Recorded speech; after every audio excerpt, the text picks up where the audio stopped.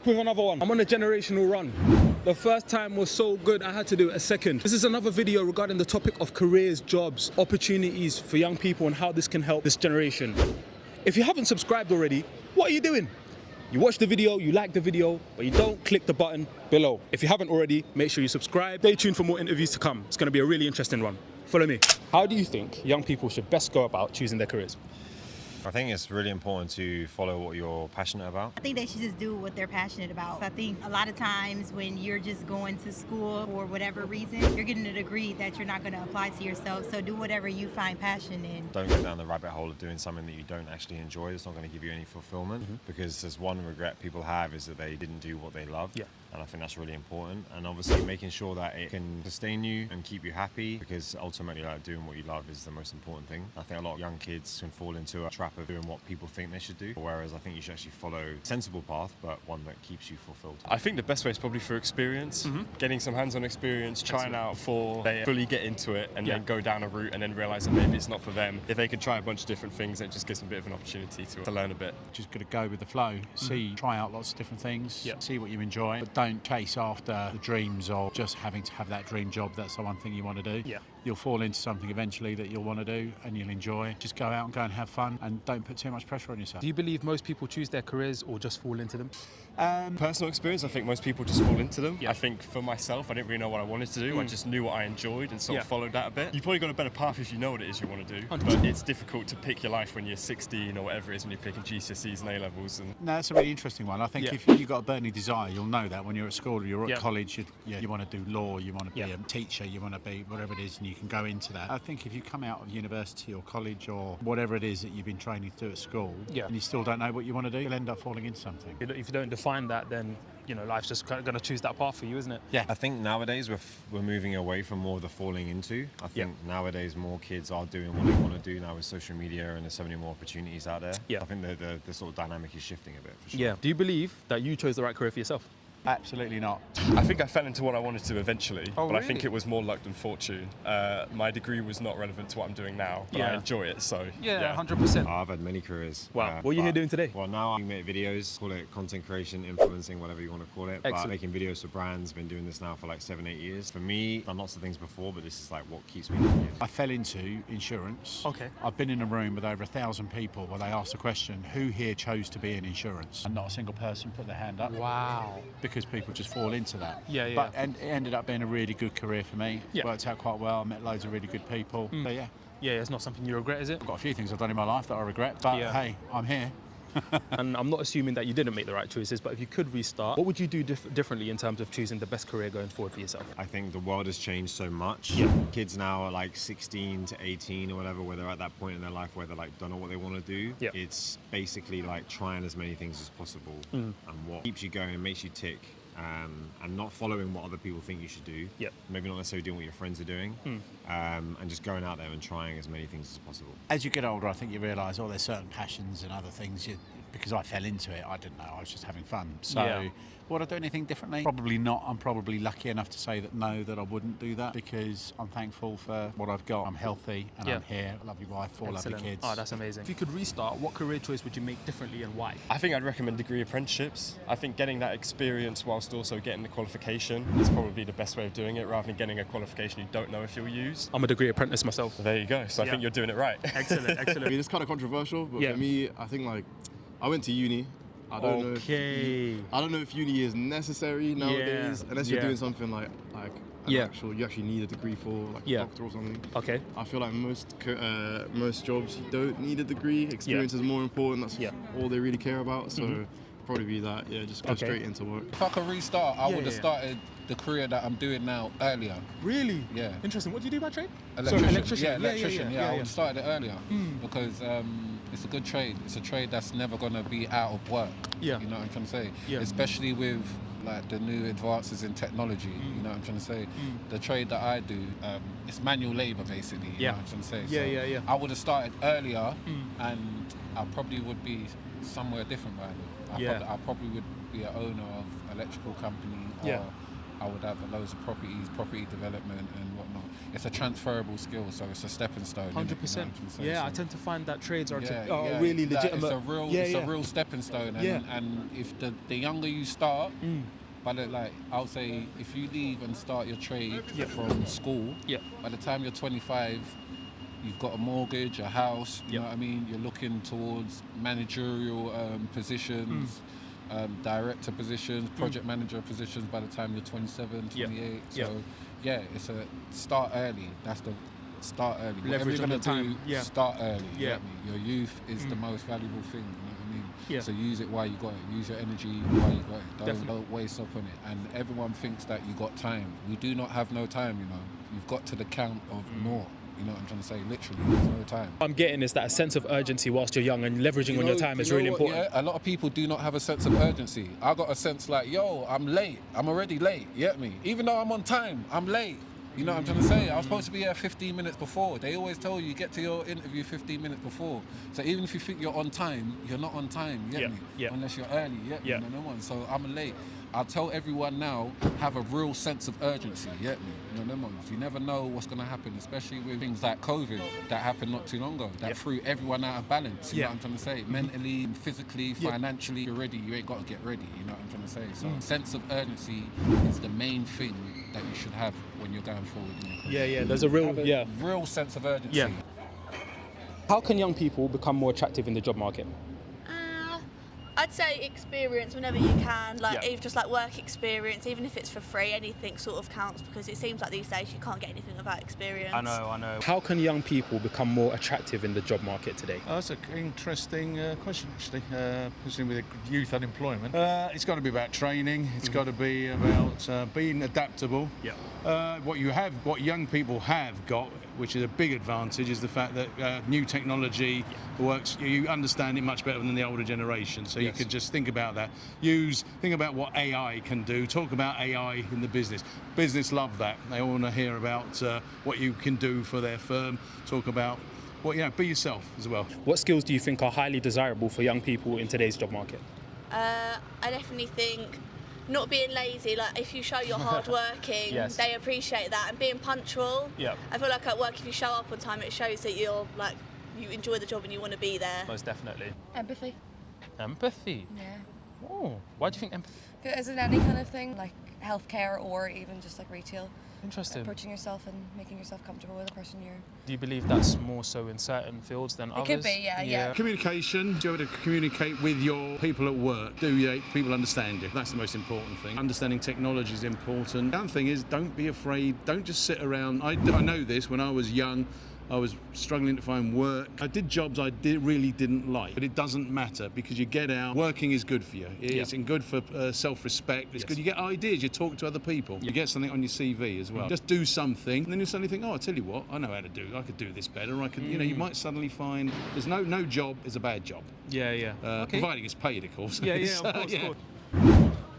What do you think is more valuable, experience or qualifications? Well, it's hard because she's at uni and then I work, but I think it depends what you want to do. Like if you want to work, for example, in the NHS, she wants to be a nurse, I think a degree is way more valuable, whereas I'm just in an office job, so I think maybe more experience would be more valuable, like working in the actual office and understanding the environment, basically. I think both play a factor, because if you have the qualifications, you've got sort of the theory and the knowledge, but if you have the experience, you can go out into the job and like understand and know that you like it and know what's going on. Neither is important by themselves. If you send a cabbage round the world, comes back a cabbage. Is not an expert in geography. And without some experience with education and no experience, it's a tricky one. How do you get the experience if you can't get the job in the first place? Well, that's a the massive hardest thing for anyone getting a job, especially these days. Apparently this the highest rate of young people coming out of uni and further study without job opportunities at the end. Experience now. Sure. Okay. Employers looking for experience, so they get the certificate. It's good. You went to school, you got the certificate, but I feel like experience is what people really care about. Depending on the job, I think. Like if you're going into healthcare, I would say qualifications. But if you're going into like your first job, then I would say not even experience, but qualifications as well. But with like, if you're an older person, then maybe experience, going into something that's needing experience. I'd probably say experience, just as my line of work. Oh, what do you do? Joiner. What do you think holds young people back the most in progressing within their careers at the moment? I would say laziness, maybe. Laziness. If they're passionate for the stuff what they're doing, so that laziness shouldn't really exist in this kind of stuff. But yeah, I guess most of the stuff for young people is laziness. Maybe just like not being confident enough to like go out for more opportunities and just like scared up in what they've been doing. Why confidence? A lot of young people just, they don't have a lot of people like backing them and like just saying, oh yeah, you're enough, keep going, stuff like that. So you believe having the right support network in building that confidence is important? Yeah, definitely. Excellent. What do you think? I think that like getting into university, getting good A levels is so difficult nowadays, and the competition is so hard that to get a good job, get a good income is so difficult with us. Most people these days are quite negative at work. They try to look for a problem, or you can just get your head down where you got to get on with. But obviously, hoping that someone further up the food chain sees you for what you're worth and the work you're putting into it. What do you think is the number one definitive trait that you've seen in successful young people?